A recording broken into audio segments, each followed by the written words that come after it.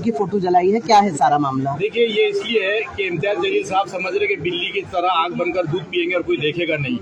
यहाँ की हुई धांधलियाँ, यहाँ पे टिकट बंटवारे के अंदर नाइंसाफियाँ, इसके खिलाफ हम लोग जो है तो उनके खिलाफ में आंदोलन कर रहे हैं। और मैं समझता हूँ कि इम्तियाज जलील साहब जो चाले चलते हैं पार्टी में रह के, दूसरों को बड़ी इत्तेहाद की दुहाई देते हैं, लेकिन वो इलेक्शन एन आने के मौके पर पूरे महाराष्ट्र की बॉडियां बर्खास्त करते हैं। यहाँ पर टिकट बंटवारे के अंदर किसी को शामिल नहीं करते हैं। बड़ी बड़ी पार्टियों के अंदर जो है तो एक कोर कमेटी बनती है, वो डिसाइड करती है, लेकिन यहाँ पर एक बाप और बेटे की कोर कमेटी बनी है, वो डिसाइड कर रही है कि किसको टिकट दिया जाएगा और किसको टिकट नहीं दिया जाएगा।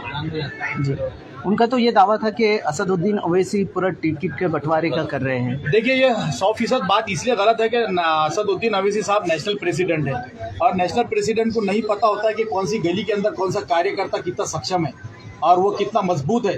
ये यहाँ की लोकल लीडरशिप को मालूम होता है कि भाई कौन सा कार्यकर्ता कितने साल से हमारे साथ में जुड़ा हुआ है और जो है तो ये काम करने के लायक है। उन्होंने क्या पहचानते हैं उसामा के काम को, उन्होंने क्या पहचानेंगे दूसरे जो पैराशूट लैंडिंग करवाई गई है टिकट के अंदर। हमारी पार्टी समीर राजूरकर के फोन के ऊपर चल रही है, हमारी पार्टी विनोद पाटिल के फोन पे चल रही है, हमारी पार्टी कमिश्नर के फोन पे चल रही है, हमारी पार्टी जितेंद्र आव्हाड के फोन पे चल रही है। ये क्या टिकट बांटने के लिए उनके फोन आ रहे हैं और हमारे ईमानदार, हमारे वफादार कारपोरेटर हो या कार्यकर्ता हो, उनको जो है तो बाजू करके जो है तो यहाँ पे टिकट का बंटवारा किया जा रहा है। जी, कहीं ना कहीं जितने भी पुरानी पार्षद हैं उनका टिकट कट करके नए लोगों को मौका दिया गया है। किस लिए? और ये इल्ज़ाम लगा के उन्होंने गद्दारी की, आप साबित नहीं कर सकते।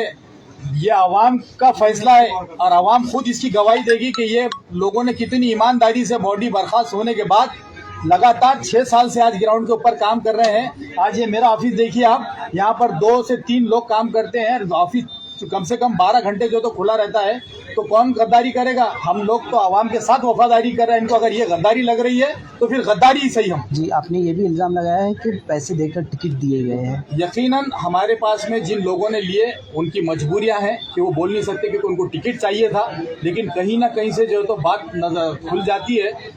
जब इनको हमारी गद्दारियों को पता चल रहा है तो हमको इनके पैसे लेके कहाँ से टिकट दिए जा रहे हैं वो कैसा पता नहीं चलेगा? ये बताइए आप। जी, आगे का इकराम क्या रहेगा?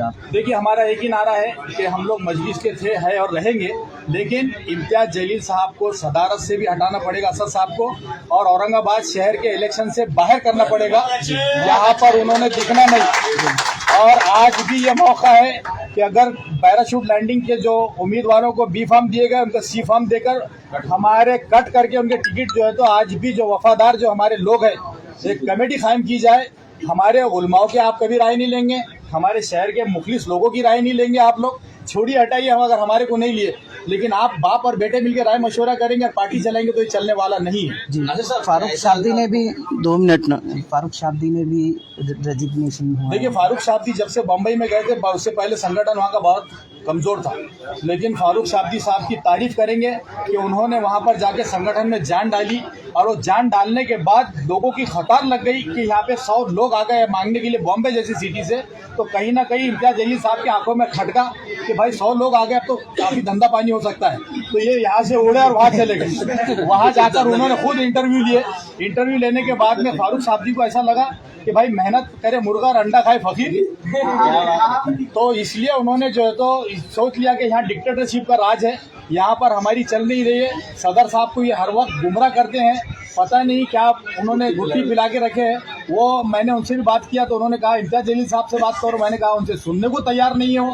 तो आज हमको मजबूरन जो है तो ये कदम उठाना पड़ा, वरना हम कट्टर मजलिसी थे, है और रहेंगे। और अभी आपने दूसरे पार्टी लगाया पैसों का, अभी आपने सीधा इल्जाम लगाया। जिस तरह उन्होंने हमारे पर गद्दारी का इल्जाम लगाया, उसी तरह हमने जो है तो उन लोगों से पूछकर जिन्होंने पैसे दिए उन्होंने तो इल्जाम लगाया, लेकिन जिन लोगों ने टिकट के लिए पैसे दिए उन्होंने आके हमको बोला कि भाई हमने ये फ्री में टिकट नहीं लिए, पैराशूट से हम ऐसे ही नहीं उतरे।